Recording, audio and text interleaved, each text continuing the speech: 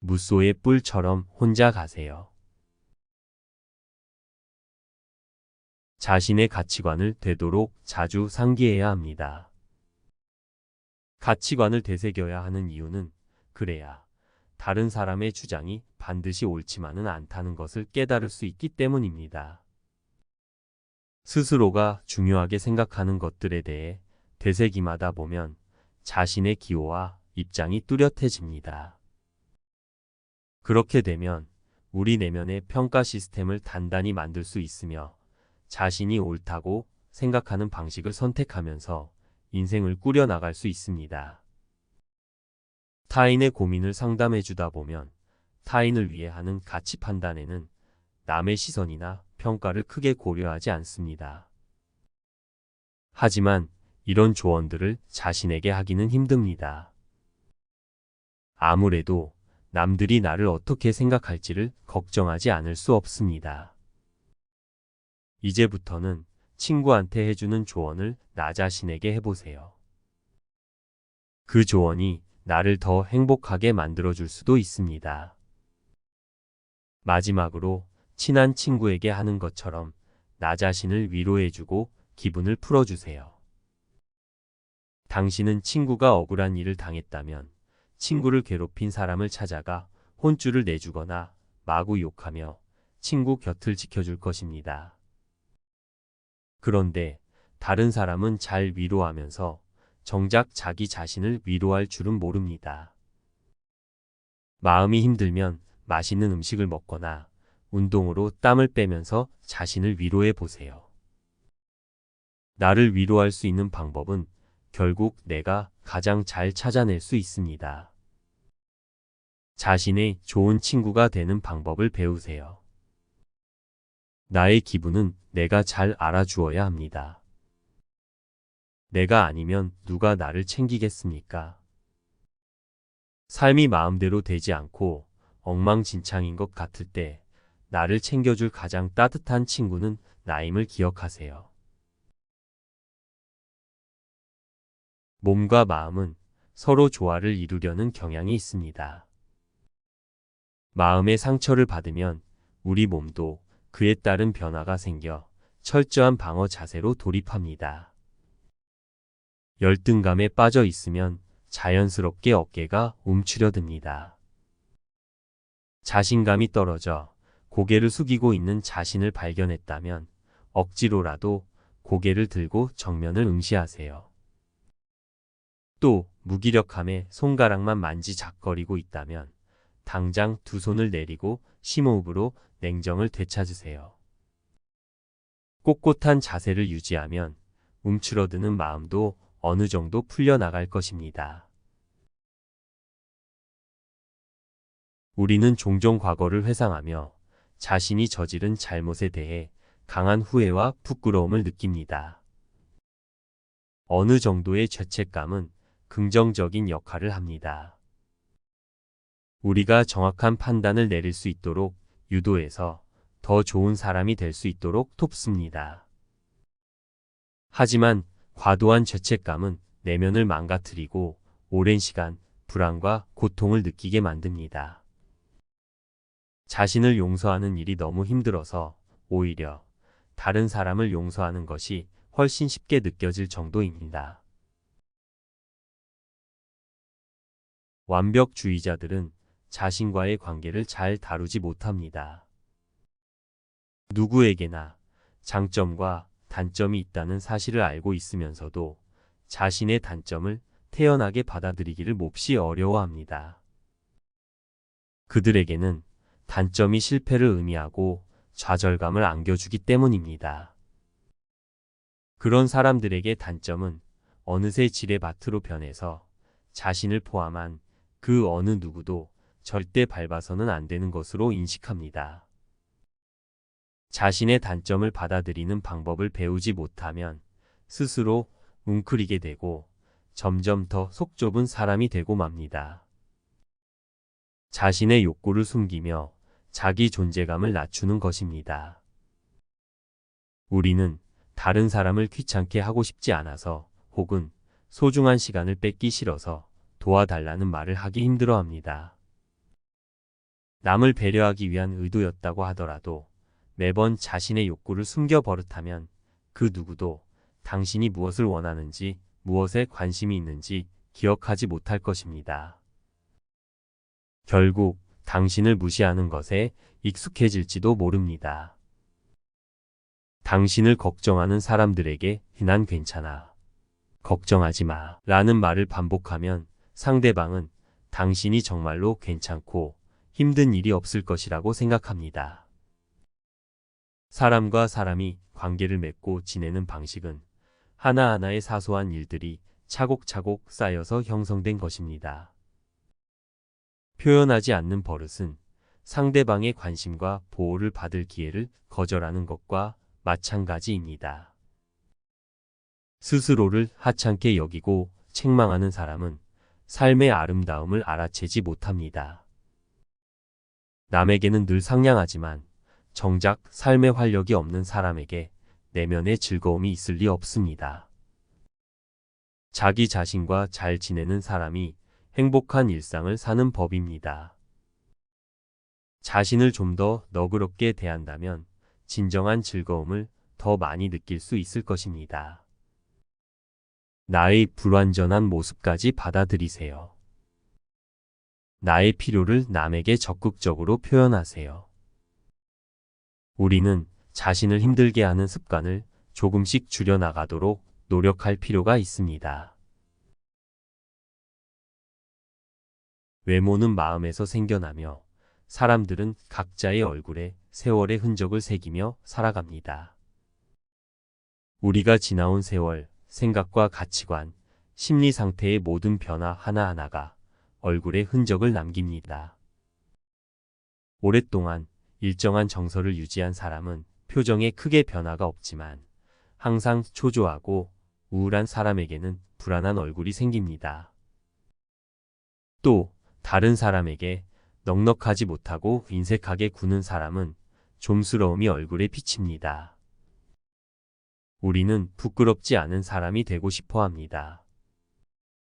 그렇게 마음속에 내가 되고 싶은 이상적인 모습을 정해두지만 살다 보면 모두가 조금씩 변하게 됩니다.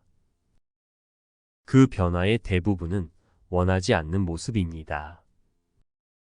자기도 모르는 사이에 현실로 인해 닳고 닳아서 거울 속 모습에서 더 이상 과거의 자연스러운 모습을 찾지 못합니다. 메이크업 기술은 늘었지만 정신은 점점 희미해져서 또렷하고 맑은 눈동자를 찾아볼 수 없습니다. 변한 자신의 모습을 전혀 눈치채지 못하고 살아가다가 어느 날 거울에 비친 얼굴에서 예전과 전혀 달라진 자신을 깨닫는 사람도 많습니다. 사람은 자신의 얼굴이 어떻게 달라지고 있는지 살필 여유가 없었던 경우도 많습니다. 남을 질투하고 심술을 부리느라 얼마나 욕심 많은 얼굴이 되었는지 부정적인 생각만 하다가 낯빛이 얼마나 어두워졌는지 우리는 잘 모릅니다.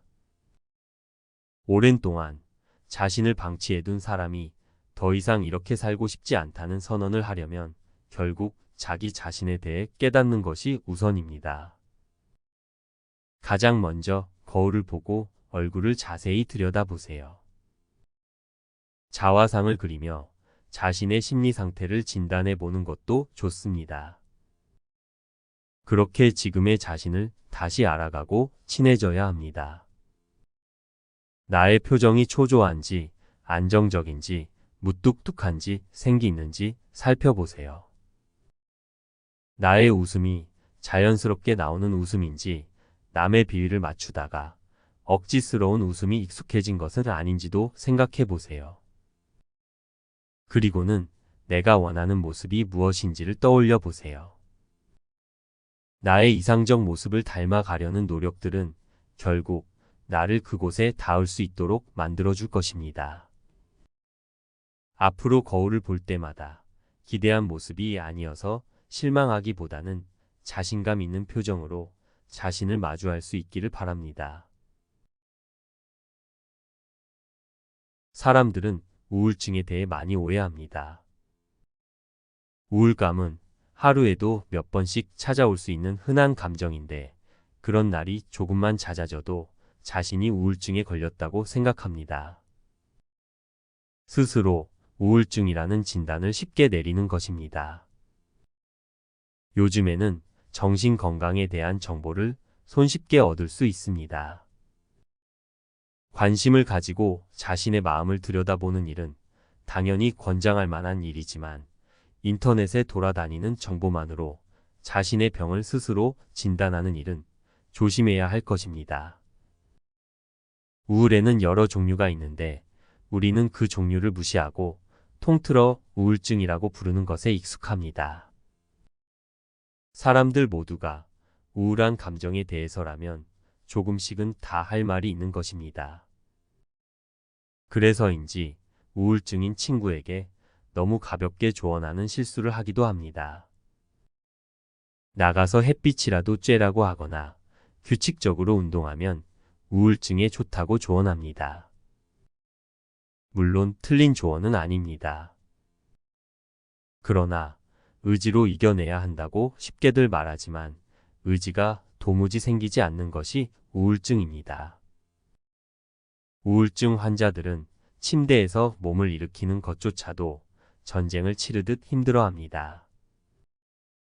진짜 우울증의 고통은 겪어본 사람만이 압니다. 경증의 우울감과 우울증 증상은 완전히 다릅니다. 우울감의 경우에는 대부분 기분이 우울해진 명확한 이유가 있습니다. 우울한 기분이 어디서 왔는지 오늘의 하루를 거슬러 올라가면 회사에서 자존심이 상하는 일이 있었다든가 가족에게 안 좋은 소식을 들었다든가 이유를 찾을 수 있습니다. 그러나 우울증에는 이유가 없는 경우가 많습니다. 우울감을 느끼는 날에는 기분 전환이 가능합니다. 보통은 하루가 너무 피곤하거나 짜증나는 일이 많아서 우울해진다 하더라도 또 다른 감정들로 그 위기를 넘길 수 있습니다. 배달 음식을 시키면서 설레기도 하고 예능 프로그램을 보면서 웃기도 합니다. 이는 일시적으로 나타나는 경증의 우울감이기 때문에 가능한 일입니다. 우울증 환자의 세계는 완전히 다릅니다. 기분이 몹시 가라앉아 아무런 의욕도 생기지 않습니다. 맛있는 음식을 먹고 싶지도 않고 좋아하는 사람을 만나기도 싫습니다. 누구도 자신을 도와줄 수 없다고 생각하고 아무런 희망을 못 느끼게 됩니다. 또 다른 차이점은 우울감을 느낄 때는 그 증상 때문에 학업이나 직장, 가정생활에 문제가 생기지는 않지만 우울증은 이로 인해 일상생활에 문제가 생긴다는 점입니다. 잠이 안 오거나 혹은 잠을 너무 많이 자게 됩니다. 자신이 쓸모없는 인간이라고 강하게 생각하며 자살 충동까지 느끼는 것입니다. 우울증은 증상이 최소 2주 이상 지속되어야만 진단 기준에 충족합니다. 전문가와 대면 상담을 통해 전문적인 테스트를 거쳐 생활 상태의 분석을 거쳐야 비로소 정확한 진단이 가능합니다. 인터넷에서 찾은 자가 진단 리스트는 정확한 진단이 불가능하고 오히려 문제가 발생할 수도 있으니 참고로만 활용하는 것이 좋습니다. 다행인 것은 우울증은 약으로 좋아질 수 있다는 점입니다. 심리 상담도 도움이 됩니다. 우울증이 의심된다면 자신에게 필요한 약을 처방해주는 전문의를 찾아가야 합니다. 당신의 의지로 극복할 수 있다는 주변 사람들의 무례한 조언은 무시하세요. 우리는 진짜 배고픔과 가짜 배고픔을 혼동하는 경우가 많습니다. 가짜 배고픔은 감정적인 허기를 몸의 허기로 착각하기 때문에 생깁니다. 감정적 자극으로 인해 충동적인 식탐이 발생하고 이를 억제하기는 쉽지 않습니다. 이때 음식은 정서적 욕구를 채워주는 도구로 사용될 뿐 더 이상 생리적인 배고픔을 해결하는 수단이 아니게 됩니다. 음식이 즐거움의 수단이 아니라 해소의 도구로 전락하고 마는 것입니다. 폭식은 식습관의 문제이기도 하지만 감정적 원인이 더 크게 작용합니다. 이는 마음속 가득한 공허함 때문입니다. 감정적 허전함이 오랫동안 지속되면 우리는 배고픔과 공허함을 구분하지 못하게 됩니다. 특히 다른 사람이 자신의 감정을 이해해주지 않을 때 내면의 공허함이 강하게 반응합니다. 이때 먹는 행위는 무의식적으로 나타납니다. 마음의 구멍을 음식으로 채우겠다는 가장 단순하고 직접적인 반응인 것입니다. 그래서 우리는 힘들 때면 습관적으로 무엇을 먹음으로써 스스로를 위로합니다. 심심할 때도 화가 날 때도 음식으로써 기분 전환을 꾀하곤 합니다. 하지만 이런 상태가 계속되면 생리적인 배고픔과 감정적 공허함을 제대로 구분할 수 없게 되고 최악의 상황에서는 어떤 감정을 느끼든 무조건 먹는 것으로 위안을 받으려고 합니다. 우리는 자신을 위로하는 방법을 알지 못합니다. 자라면서 상실감이 몰려올 때 다른 사람의 공감과 위로를 받은 경험이 없다면 자신의 부정적인 감정을 어떻게 달래야 하는지 모르는 것은 당연합니다. 사람은 다른 사람의 위로를 통해 자기 자신을 위로하는 방법을 터득하기 때문입니다. 자신을 위로하는 능력이 결여된 사람은 부정적인 감정이 생겼을 때 감정적 공감과 지지를 어디에서 구해야 할지 모릅니다. 심리적 배고픔은 음식으로 채워지지 않습니다.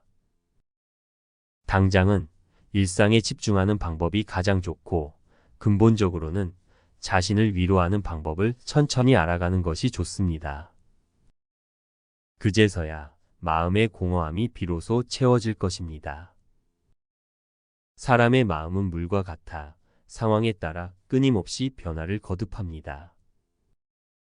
자꾸 자신을 억누른다면 흐르는 물을 댐으로 막아 저수지를 만드는 것과 마찬가지입니다.